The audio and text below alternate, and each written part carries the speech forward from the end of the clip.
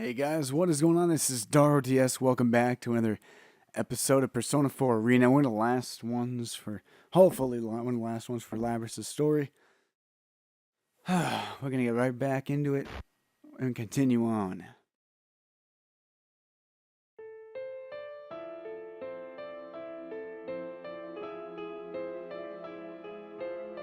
Just as the combat tests are repeated, my actions outside each night are repeated as well.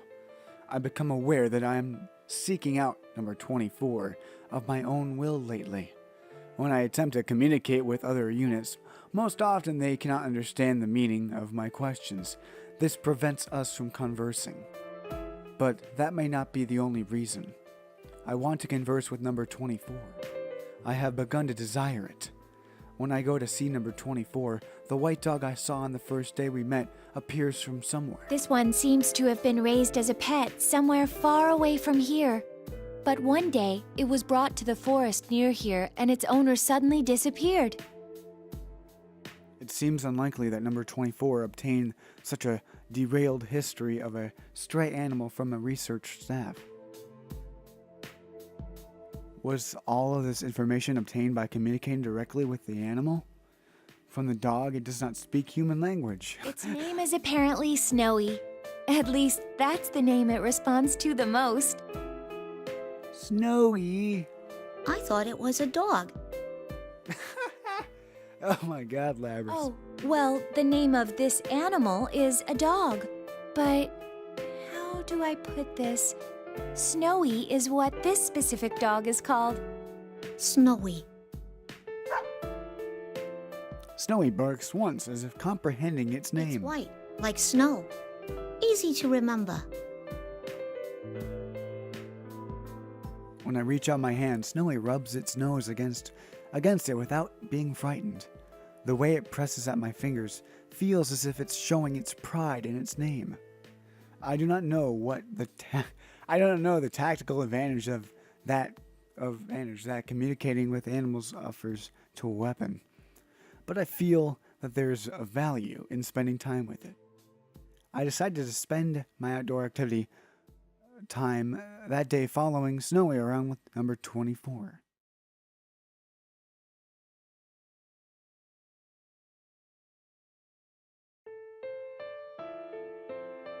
It is an outdoor activity time. It is outdoor activity time the next night. When I arrive the outdoor area, I am listening to a certain sound. When I hear this sound intermittently, every 4 to 7 seconds. I had wondered about the unknown ambient sound since the first day, but I determined that it wasn't a threat, and I focused my consciousness on other things. Tonight, I increased my microphone sensitivity to maximum and concentrate on that sound. It is similar to something familiar. I scan my memories until I realize what it is. It is the sound of water. I hear it when the staff uses a device to clean their hands and tools. The waveform has some similarities to that. But if the sound is at this volume in a certain open space, the volume of water must be higher than a normal supply would allow for. What could it be? I contemplate asking to number 24. It is clear that number 24 knows much more than I do. I begin walking in search of number 24. Where could number 24 be? I go to where I spoke the number of times previously, but number 24 is not there. Number 24 is not the rock where we sat together. Is number 24 not here? I quickly discard the possibility. We are not ordered what to do while we are here, but coming to the outdoor area is an order. If post-testing diagnostics shows no abnormalities, yes, we are all to report directly here. I consider this. If there are no abnormalities, I feel a twinge in my chest. It is larger than ever. Number 24 will be here. Will be here if there are no abnormalities. But what if there were such abnormalities? What if number 24 was damaged during combat tests? Sustaining damage is not necessarily the extent of a problem. Could it be? I realize that my arms are trembling slightly. It is not conscious movement. I cannot make it stop. It is possible that perhaps number 24 lost in combat test and was destroyed. In these circumstances, it could be expected for such a day to come. But what if 24? What if she never came here again? No! Oh, this is where you went. You weren't at the usual spot, so I was looking for you. You're alive! Until I heard the voice from behind me, my sensors had stopped accepting input. No sound, no light, nothing. All of them come back online with her voice. I turn around. Number 24 furrows her brow and looks at my face. What's wrong? The look on your face seemed as if you saw something frightening. My face? My expression? Frightening? Am I scared? I do not comprehend. I cannot make that judgment. Are you perhaps scared of fighting? Nah, I don't think that's it. What is this? I can't tell. Scared? Scared of what? That she will disappear? During an operation, it's possible that I might assign greater priority to other unit safety than my own, but we are not on an operation now.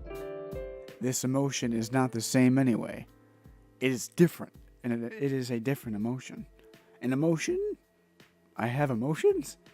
I look at 24's face pleadingly, but I cannot put my question into words. I cannot express my feelings to her. I love you, number 24. No, not those kinds of expressions. Not those kinds of feelings.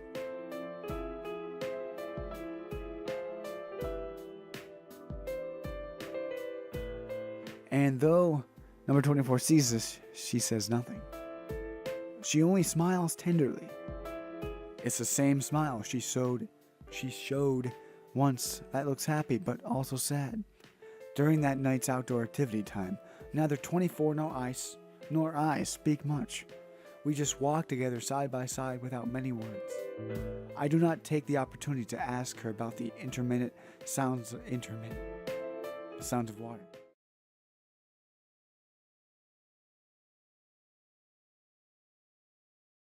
It is the next day. I detect some sort of weight in my chest. I am aware that there is no physical weight there. It is most likely a psychological phenomenon. I perform vocabulary search. The idiom of being very heavy-hearted applies at best. I cannot help but find it amusing. It is a very apt phrase. But what is causing the heavy-heartedness? I may not be able to see number 24 someday. That may be it. But I do not think that is all. Over the next few days, I spent my time without finding an answer to this question. Each night after the combat tests, which is time for outdoor activities, I seek out number 24 first. And each night I confirm her presence. I feel an indescribable sense of relief, and I rush over to her. We exchanged the standard greetings in the few days, but that practice eventually discarded, and now there are no special greetings between us. We can understand each other without words. Our eyes and expressions communicate enough. Tonight, as well, I find number 24, and I rush to her as usual. There is no words, only an exchange of smiles. We begin walking together. Do you remember me asking before if you were scared of fighting? I nod. To tell the truth, I'm scared of it too. Her confession is surprising, and it is counter to our nature as weapons. Yet, for some reason, I am not surprised by I'm it. afraid I'll lose and be destroyed, and it's painful for me to make others go through the same ordeal. We may be weapons, but shouldn't we be driven by more than seeking victory? I've been wondering that for a long time. But that's against orders. Number 24 gives a half-hearted smile. I'm sure things would probably be much simpler if I stopped thinking and just obeyed orders. Unfortunately, I finally found it. I found my answer. Your answer? There's someone I want to meet. I feel like meeting this person is my own objective and not an order given to me. Since we have never left this facility, we have absolutely no acquaintances with outside people. There should be no relationship with such people. But I immediately understand. This person she wants to meet is someone on the outside. Even if I don't know why, I thought so.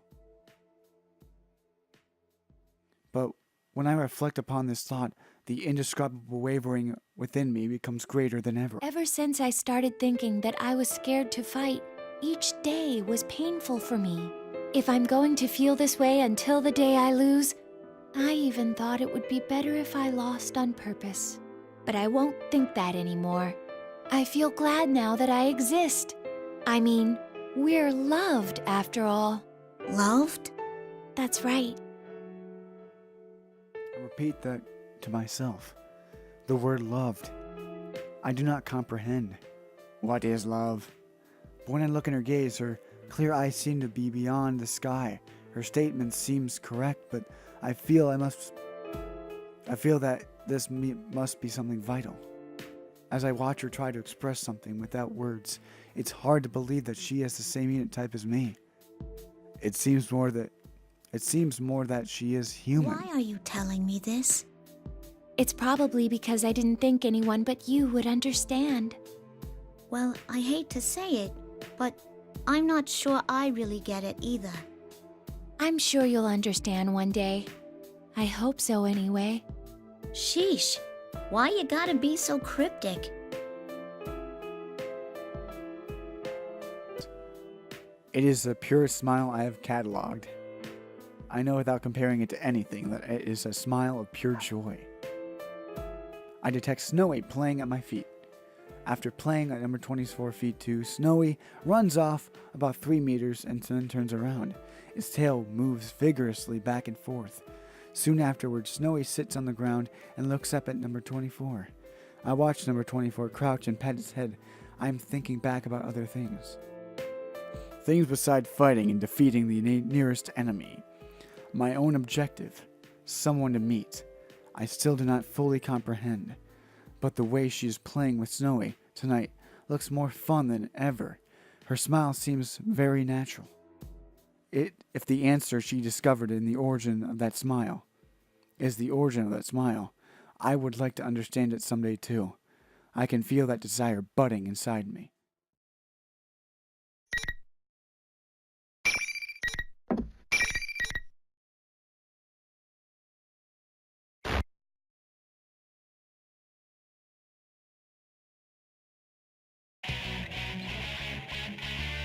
Once again,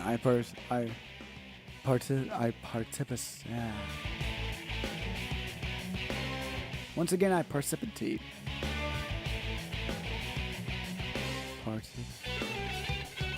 Participate. Once again, I participate in a combat test. Once again, I claim victory without destroying my opponent. I target her with weapons and limbs. I elect not to employ a tactic of targeting a weakness in their cranial regions. I believe that is what they think the same things as I do. They would not wish their personality modules to cease function. Though, even if I do not destroy them, the research staff will remove their plumes of dust. Either way, their functions will be suspended. My actions are difficult to justify. I feel that the suspensions through destruction is not a worthy end for them. That is what I think when I rationalize it by applying the criteria to myself. I do not think anyone would want their consciousness to be terminated by those like them. I find myself more conscious of the damage I sustained than my efficiency in combat than ever. I depend Depending on my results, I may eventually be ordered to destroy them. To prevent that from happening, I must continue fielding favorable results. It becomes easy to continue fighting with that objective in mind. This is becoming my new objective. I am theoretically becoming tested, destroying my opponents, but I have begun fighting so that they will not be destroyed. Paradoxically, oh my.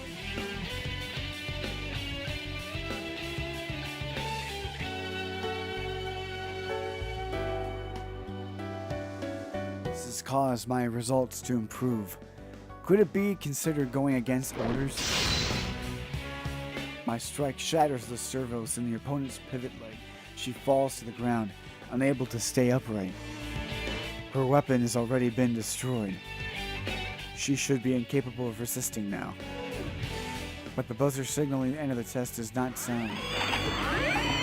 As I wonder why, I hear a grating metallic sound from the opponent, and she leaps onto me with one good arm. What's the matter, number 031? Hurry up and terminate the target. I do not know what to do. My opponent is acting contrary to her own safety. I grant this the only action I have left to her, but she will destroy herself before inflicting any damage to me. The tactic that puts one life at risk, like that. Putting one's life at risk? What am I saying? What are the weapons? We exist to obey orders. We cannot prioritize self-preservation without the change in these orders. That is why she is challenging me to a fight. She will do so until all of her circuits and servos burn out and she becomes incapable of action. She grapples me, and I put my hands to her neck and squeeze. I adjust my grip to strength to limit 70% of maximum. The opponent's body makes an abnormal sound. After this, the sense of the main lines of the bridge unit snap in half inside the soft structure. Her movement stops. Her limbs go flaccid, indicating the loss of consciousness. I see my reflection in her optic output, and they have lost their focus and look like black holes. I gasp. The face seems reflected in them and is not expressionless. How should this expression be classified? I have seen it sometimes when number 24 smiles. This face indicates sadness. The buzzer signaling the end of the test finally.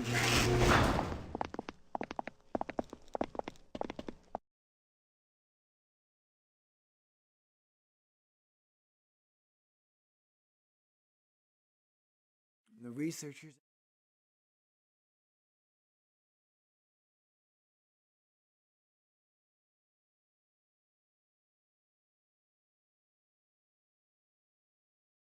I am used to this now. Well, that was pretty impressive.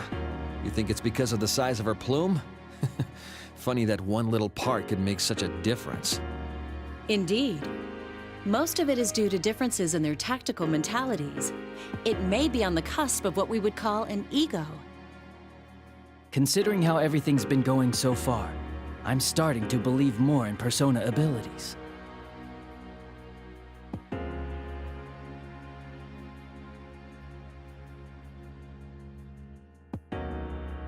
One little part?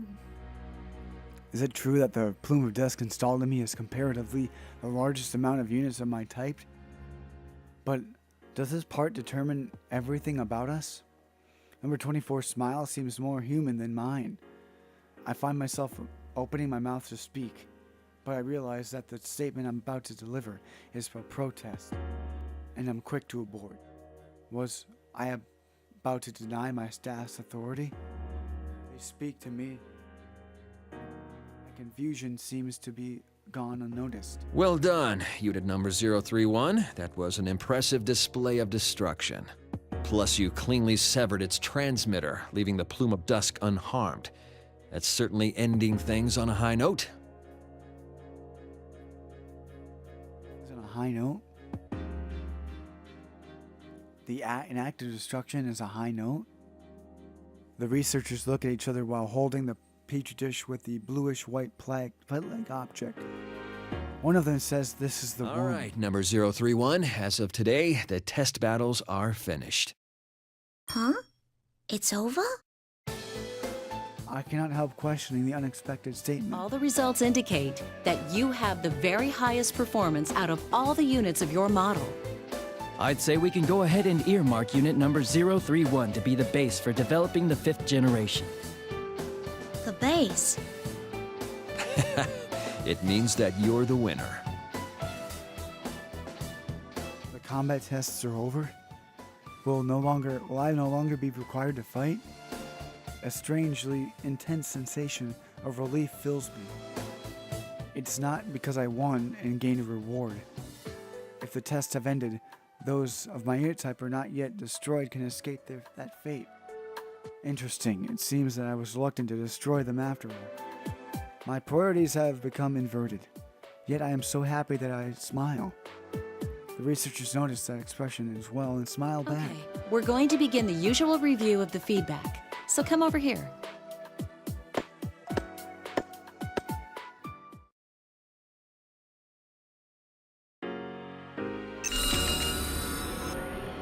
When the download begins, the memories and thoughts of my recent opponent flow into me along with the vivid images. Shifting through battle data has become a routine I've repeated so often that I barely am conscious of it now. I pursue the non-combat memories she preserved. It is the landscape of an outdoor area again. At first, I could only vaguely recognize it, but now I can pinpoint the exact where this memory is from. It is near the biggest tree.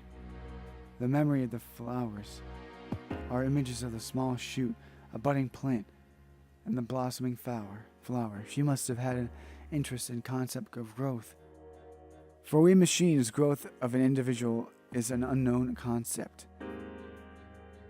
But one of us took an interest where I had only seen it as part of a landscape. It seems that she too had her own thoughts unrelated to our orders and battle performance. She simply did not show it. I recall what number 24 said, my own objective, and not in order given to me. The twinge in my chest returns. I'll make sure to hold tightly to your memories. This was the thought formed in my mind.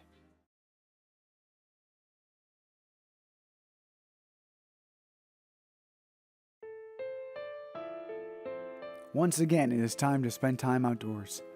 I quickly meet up with number 24. It seems she was looking for me as well. Hey, can I talk to you for a while? The lab boys told me today that they were putting the kibosh on the test battles. I see. It's over then.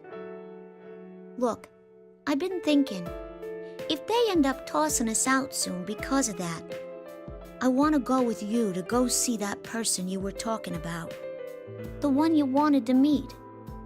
I might even put in a formal request about it to the lab boys. Number 24 takes my right hand. Before I can determine her intent, she pulls a cable from her wrist and connects it to a port of my own. She looks at my face in silence. Thinking that she wants to confirm that the tests are in fact over, I nod. But the data that transfers is from her to me.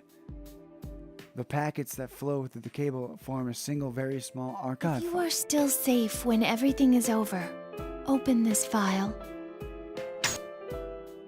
Number 24 removes the cable, but keeps a hold of my What do you hand. mean, when everything is over? How come I can't look at it now? If I had to answer, I would say because it wouldn't be fair. Fair? She smiles and does not answer. Is it that unsure expression? It is that same unsure expression. It is a smile, but there's sadness. It in would be wonderful if I could go with you to see her. Her. So this person you're looking forward to meeting is a girl? Number 24 nods But slowly. it's strange. Even though my wish may not come true, I still feel satisfied for some reason. How bizarre. It's a fervent wish of mine, too. She looks toward the sky and smiles faintly. This time it contains more than sadness. There are too many emotions for me to parse, all reflected in that one I expression. believe in you. I can tell you this because I trust you. Maybe that's why I feel so at peace. Huh? Maybe this is what it is to feel alive. Alive? It has happened again. I do not comprehend this meaning of the word, yet I feel a twinge inside. I look at the sky in an attempt to follow her gaze. There is nothing there to hint at her meaning, but I still wanted to get closer to her. She wishes for me to understand what I want to grant her wish. From then on, we spent time looking at the sky in silence. Eventually, the signal that time is up reaches our ears. This is when I notice that the moon has appeared behind the laboratory buildings. I see. I thought that the light emanating from the plumes of dusk reminded me of something. Now I know what it is. It is very similar to the light from the moon in this night sky.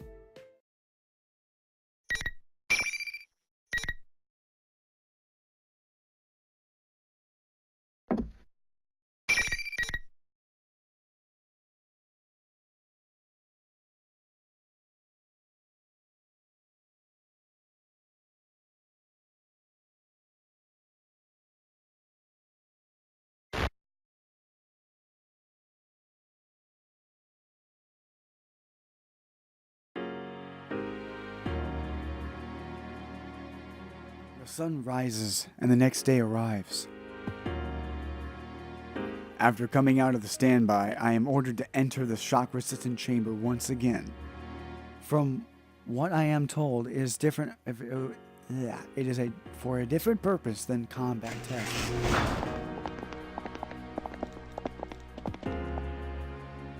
Soon afterwards, the three researchers who supervise the feedback downloads appear. Sounds like it's decided. We'll discontinue use of the name Unit Number 031. Generation 5 Labrys will be this unit's new name. Labrys. That's your name. The official one's much longer. Generation 5 Anti-Shadow... Fifth generation anti-shadow suppression weapon Labrys. How hard is that to remember? Labrys. This designation by a name that is not a number. I never questioned being called 031 until now. Nothing about it seems awkward, but I wonder why I'm happy to have acquired a name. Even if my designation changes, it will not have a concrete effect on my abilities. But by discarding my number for a name, it feels like I'm no longer one of a series with a minute variations. I am a desecrate individual. That may be why. I find myself smiling as a result. From now on, the battles you fight will not be to test your performance. They'll be geared toward drawing out a persona.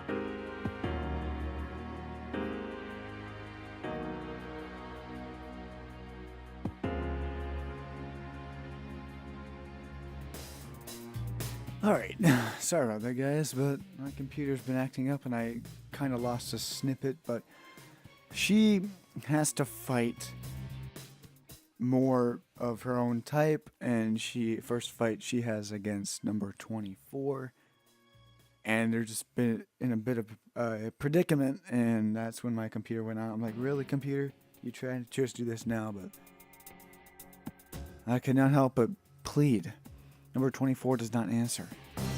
It appears that a very small smile forms on her lips. You said there was someone you wanted to meet.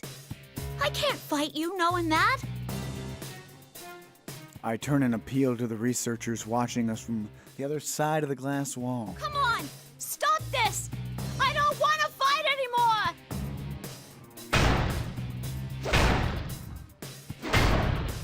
Press against the transparent wall and continuously strike it with my fist.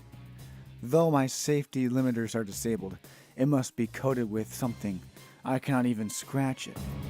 The researchers standing on the other side are completely expressionless. It is as if they're almost machines themselves. I beg and plead, but they do not respond. If only there wasn't this clear glass wall between us. I am so frustrated. Why?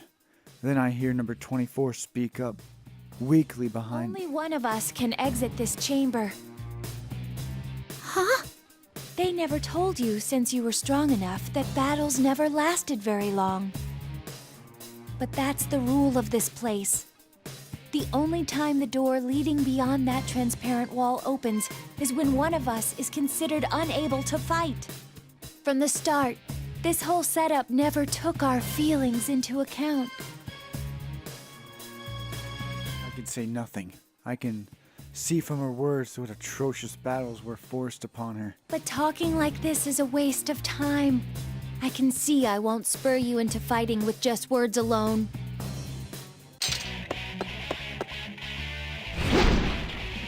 As soon as she finishes, number 24 leaps into the air, swinging her sword at me. I quickly jump back and barely dodge the attack. Her sword slashes the space where I had been at a speed that could have killed. The tip grazes the chamber floor. Red sparks fly. She is serious. It finally sinks in. I jump away and put distance between us. I don't intend to meekly accept my destruction. I have my own goal, after all. Now, fight me. I have no choice but to fight. But a thought crosses my mind. In terms of basic combat strength, mine is probably higher. Using my usual tactics, I should be able to destroy her weapon and disable enough of her servos to prevent her from attacking. Number 24's ego is without a doubt more highly developed than mine.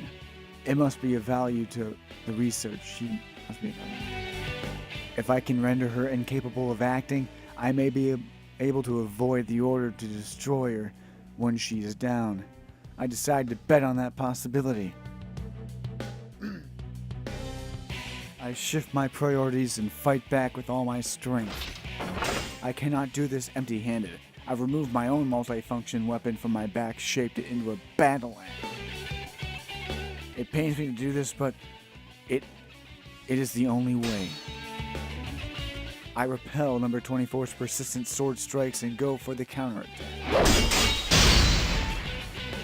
I aim for the great sword's clasp with my battle axe. After a number of hits, it shatters. My next target is the transmission system for her shoulder and her knee joints. In terms of output and movement itself, I detect various differences between us. Amongst those of my unit type, I awakened latest. Compared to number 24, not only my personality module, my limbs as well have been upgraded to the latest versions. It is only a matter of time. Number 24 loses virtually all offensive capabilities and falls to the floor. As I plan, number 24 is mostly undamaged, apart from her weapon and her motor functions. I immediately turn towards the researchers behind their invisible walls and raise my voice. Isn't this enough? She had that ego thing way before me. Destroying her won't do anyone any good. Come on, have a heart. But hearing this, the researchers only laugh. They only laugh. Their faces are as joyous as when they see results surpass their expectations. Why? What in this situation could have caused such joy? Number 24's body collapsed on the floor, suddenly begins to convulse. It goes still for a few seconds, and then, although it should not be able to move, it drags itself up. Huh? What the? Unpleasant metallic sounds are coming from all over her body. It indicates that she is undergoing unreasonable stress. Still no expression appears on number 24's face. It is a cold, dull-like void. It is similar in appearance to a newly activated unit. I know as soon as I look at her, she would never make a face like this on her own. What did you do to her? It'll be coming at you with everything it has now. You better not hold back either. Number 024 had an excellent record against others of its model. Even you might have a hard time beating this one, Labrys. I unconsciously find myself biting my lip. We are weapons. In other words, we are tools. Of course, there would be means to issue orders remotely. As I recall, what that one researcher said, this is the most effective method of inducing extreme mental stress. In other words, the more strongly I desire number 24's survival, the stronger my reaction will be when forced to destroy her. That is why they laughed. I can sense the strength draining from my shoulders. There is nothing more I can attempt. All I can do is end her.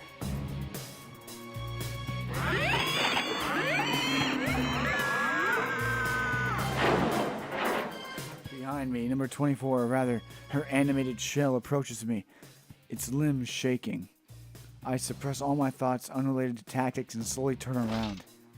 My body goes cold, my arms move into a position as if controlled by someone else and ready with my weapon.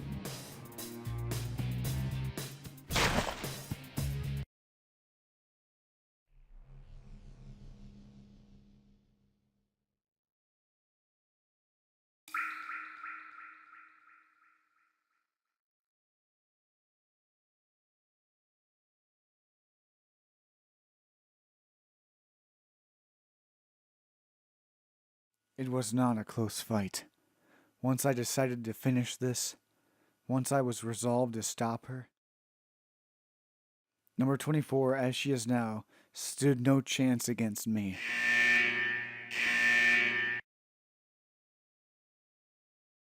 I fall to my knees next to number 24. Her limbs have been shattered. She will never rise again. My processors are overloaded with things I cannot understand. I feel as if all processing has slowed. Number 24's face is turned to the ceiling. Hey, are you not gonna look at me anymore? You're not gonna smile again? I did not expect her to respond, but number 24's face moves slightly. I stare at her without knowing how to react. She turns her gaze to me and smiles. I'm sorry to leave you alone. I leave the rest to you. These were the last words she spoke. I can't believe this. Number 24's dead face is laughing. She's smiling at the one who destroyed her and robbed her of her dream. All at once, everything hits me in a torrent of emotion and data. I've lost her. I did it. I took everything she had. My vision begins to fade. My thoughts go with it. I cannot determine whether the lights are actually dimming or if that is only my perception. It is too much to handle. I collapse to the ground helplessly like a crumbling statue. So sad.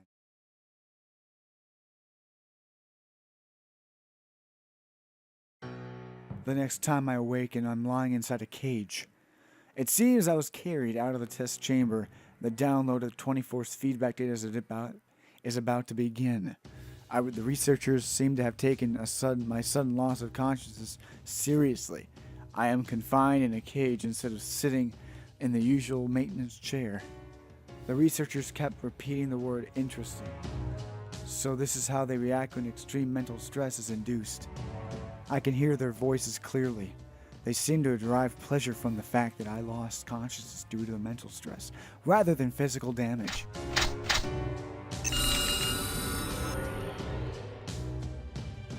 Cables are connected to my body one after another.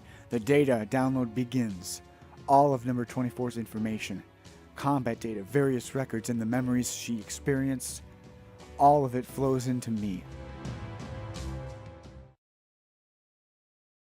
My eyes widen in surprise. Everything is so vibrant. It is so clear that it is indistinguishable from actually experiencing them.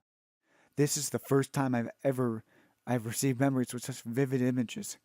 All of the images are linked to records of the emotion she felt in relation to them. They are so strongly linked that my screening protocols cannot distinguish them from human thought. The outdoor area where we spent time, the big tree which branches we examined, that sound of water we heard periodically, Snowy playing around. As I relive number 24's experiences, I pick up on an unfamiliar voice. There is no associated image data. Only the voice can be heard. It is a female voice. There is a female researcher at this facility, but this voice belongs to a younger person still in human development stages. I know the world is a big place. And I know that there's a lot of people in it. But I won't be able to see it for myself, or meet many of them. I know that too. I'm too weak for that. Her speech is different from the researchers or from those of my unit type. It is very similar to my own speech output. Thinking about it has made me sad more than once. But I didn't want to do nothing and be left with regrets. That was when my mom and dad looked into some options, and we decided to go with this experiment. If even a sick girl like me could make herself useful to others in this world, I thought I ought to go for it. God, I know what happened. Who could this be? I know only that she is female. She is in a situation where her condition prevents her from moving freely. It seems that instead of lamenting that fact, she has decided to volunteer for an experiment of some kind. Where did number 24 hear this voice? Did she know this person? I wish I could ask her, but that is no longer possible. At first, I kept wondering how much I could really contribute. But after hearing more and more about the program, I started to wonder about the others more than myself. Others. It is strange, but when I hear that, I feel number 24's heart waver. Was she surprised? Perhaps even I feel something unexplainable. And yeah, my big wish is to make myself useful to this world. But the ones born from me, is born the right word for it? Kind of embarrassing. My other wish is that the ones born from me are happy. I doubt I'll be able to talk to them in person or stay with them, but I still wish from the bottom of my heart that they all have happy lives. Those voices have unique characteristics. In the past, I have expressed it as a variance in waveform, but each has what it could be called its own texture and temperature to it. This voice sounds very warm and kind. I would like to listen to more of it, but the speech ends there. There's no more related memories from number 24. While the cables are disconnected, I decide to search in the archives for the resulting match of that voice. Sadly, there are no results, but during that search, I suddenly remember something. The archive given to me by number 24 last night. I quickly open the folder and find a single text file inside. If you are reading this, then I have most likely been destroyed. It may be that you already understand the concept of guilt, but you have done nothing wrong. If you are still safe with everything was over,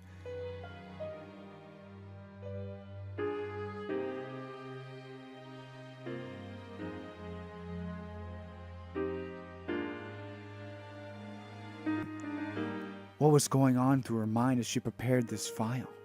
I feel something wrenching inside my I chest. happened to access certain data during the feedback treatment and learned something.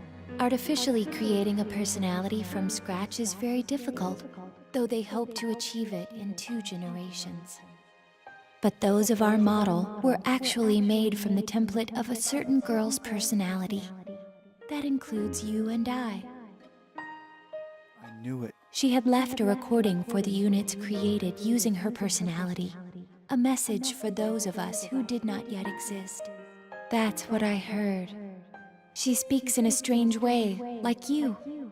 I thought, we really are connected to her. I think about that unknown voice. That experiment. The experiment the voice spoke of was related to our development after all. The owner of that voice was speaking to us. The one who gave birth to us loved us. When I understood that, I felt like my eyes were opened. Though my life was filled with suffering, my birth had meaning. I firmly believe that. I want to meet her. I need to tell her thank you for giving birth to us and for loving us. This was not an order from the scientists. It was an objective I made for myself. So if you can understand my feelings, I'd like you to do this in my stead. Give our mother my thanks. How number 24 must have wanted to meet that girl, who she saw us as her mother. She must have longed to thank the girl in person. The data was within me, her heart tells me so. During the time when she was ordered to destroy her sisters, this wish must have been her only hope. Yet it did not come true. I shattered it. The one she herself said was the only one who understood her. She must have been devastated. But the letter ends in the way I least expected. Though we knew each other for only a short time, I'm glad I met you. I feel the same right now as our mother did. I wish from the depths of my heart for you to be happy.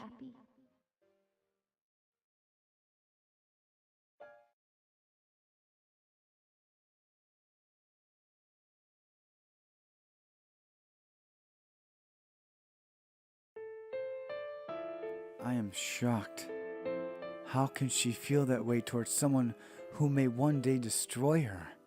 I realize that the visual input of my optics is experiencing distortion for some unknown reason. An unfamiliar source of water trickles down my cheek. Labrys, is she crying? So she is. I can't believe we're actually seeing a machine being driven to tears. But its mental graphs are clearly abnormal. What kind of information did it download? Who knows? That's one thing the graphs can't tell us. We should take care to limit our studies to just the battle data. It doesn't need any sentimental memories. You can delete those. Why make a weapon so emotional that it can cry? I want to kick that guy in the ass. Delete them. Something roars within me. It drowns out the feeling for number 24, and our mother had filled my heart. Delete! Like hell you're deleting my memories! Under no circumstances will I allow what number 24 left to me to be deleted for their convenience. I will not forgive this selfishness. We have been treated callously by the researchers in this laboratory. They gave us hearts, yet made us destroy those of our unit type as enemies. We killed our sisters at their command. If we refused, our desires were overridden, and we became their puppets. That the wishes of the girl who desired our happiness were not taken into consideration. Now, even the few memories that number 24, my sisters and I, have accumulated are about to be erased like trash. Though their aim is to develop our ego, they find it inconvenient for us to have real hearts. These feelings within me may be erased, but perhaps even my heart itself. If that happens, will I resume to killing my sisters without hesitation? What is least forgivable is that the proof that number 24 had lived her last wishes will be permanently lost. My hands are squeezed into tight fists, and they make a small grinding noise. The goal that number 24 found for herself was left to me. I will carry it out on my own now. I will burn it in my heart as my goal. It is a duty that I impose on myself gladly. Nothing will make me surrender it. It must be fought for. Or rather, it must be protected, even if it means fighting. What the? Its emotions are spiking into the red. I've never seen anything like this. Shut up. Hey, what's that warning? No. Labrys is in battle mode? What? That can't be. There aren't any enemies. We're the only ones here. That's it. I'm able to release all my limiters despite being inside the cage.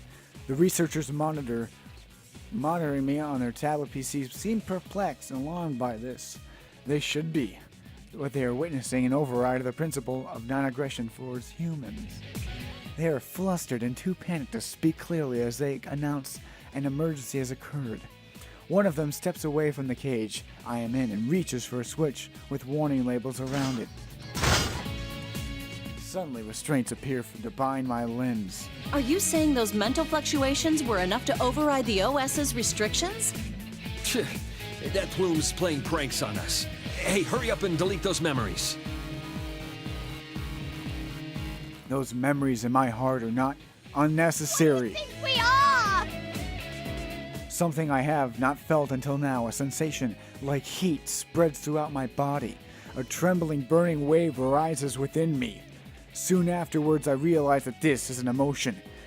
There is a name to this feeling. It is anger. I reroute all my strength into my strained limbs.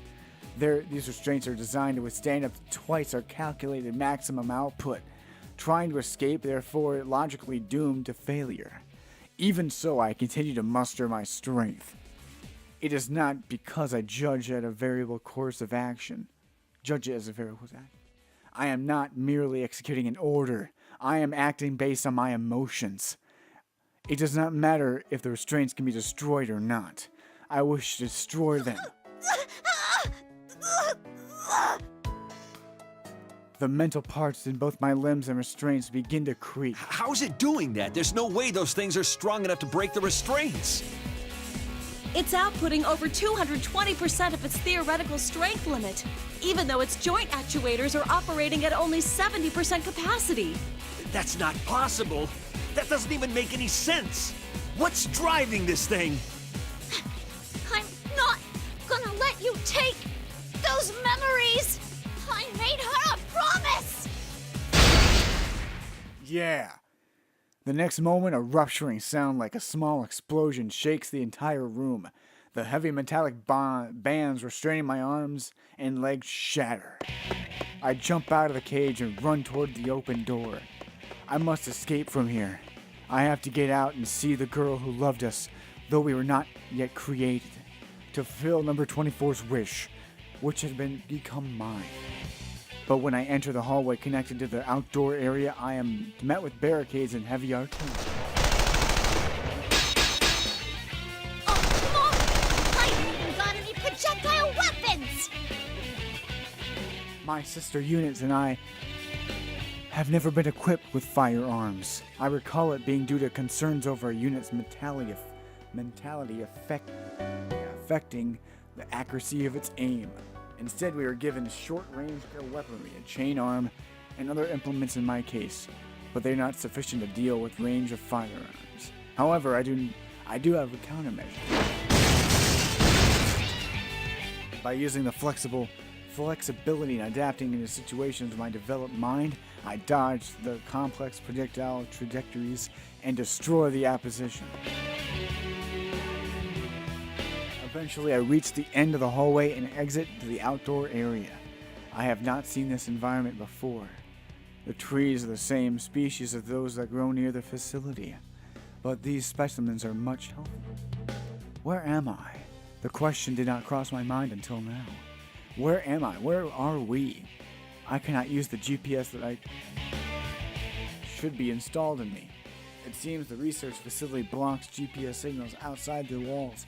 This is probably to prevent its location being pinpointed.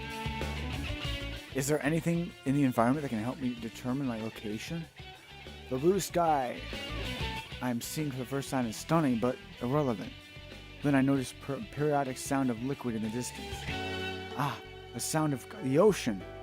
The answer came easily to mind. One of my sisters must have taken an interest in it and learned what it was. My sisters are helping to keep me alive now. When I think of it that way, a burning feeling arises deep within my chest. But none of what I see in my surroundings is helpful. Is there anything else by which I can determine my location? Any landmarks or signposts? Scan my surroundings while running past. These trees obstructing my view. They are unique species. That may be a hint. I'll review the tree's characteristics once more and run another search on them. I attempted this once already, but there is much more data available to me now. Once again, results come easily. The variety of tree known as cedar. It is found in many habitats, but cedars are here unique. The tree shape and the age it applies are so different that it nearly a separate species.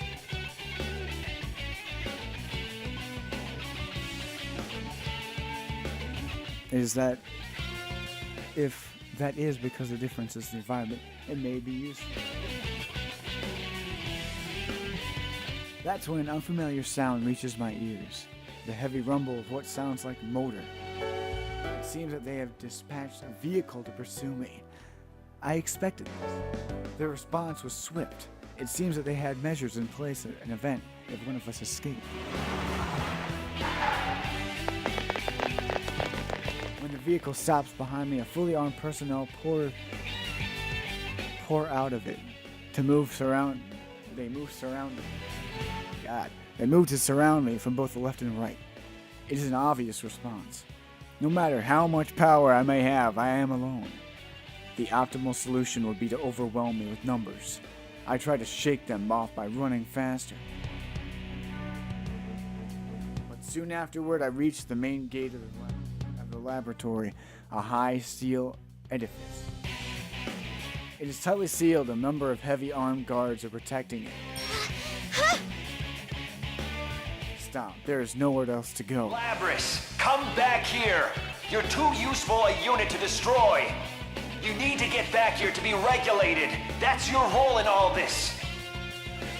I cannot be destroyed here. But I cannot be captured either. They will surely delete my memories. They will take my desire and everything else that was given to me.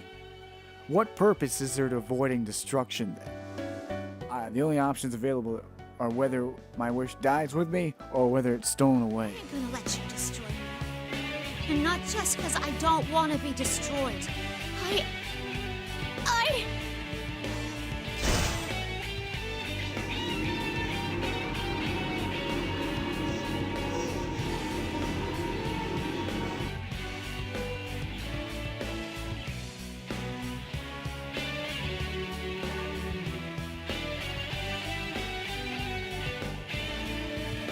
Huh?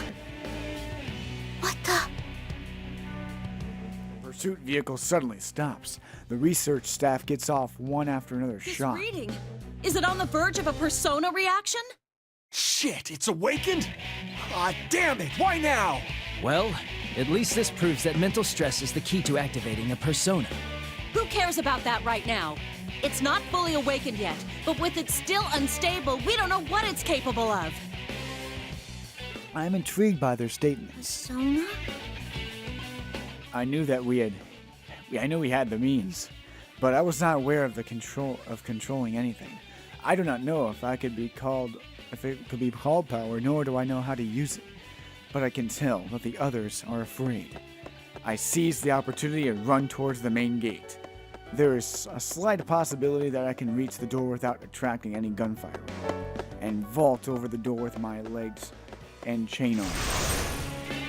The moment I reach the gate, I launch my chain arm towards the upper threshold of the door.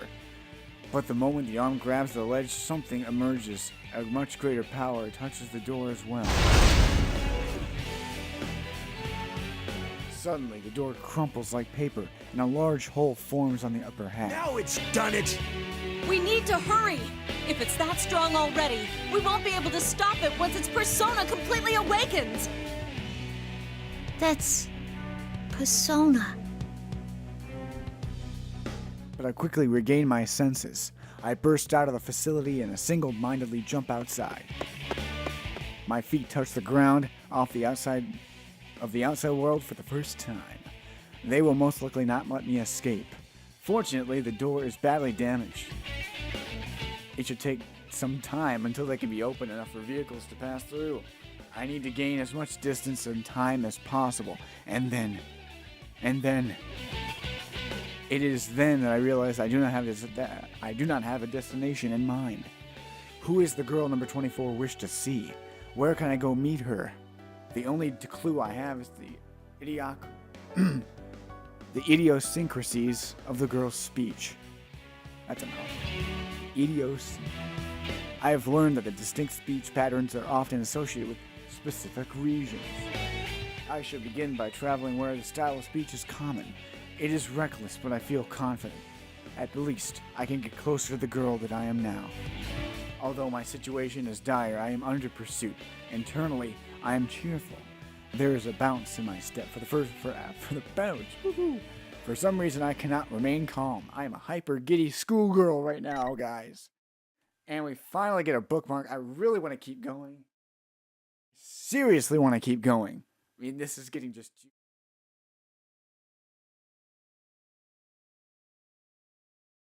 But so far, I have 2 episodes in mind. This is going to have to do it for this episode. I will catch you guys next time on Persona 4 Arena. More of Labrys' story. We are so close. Probably one more episode of Labrys, and then we'll be on to you. Man. We're on scene 6. Man.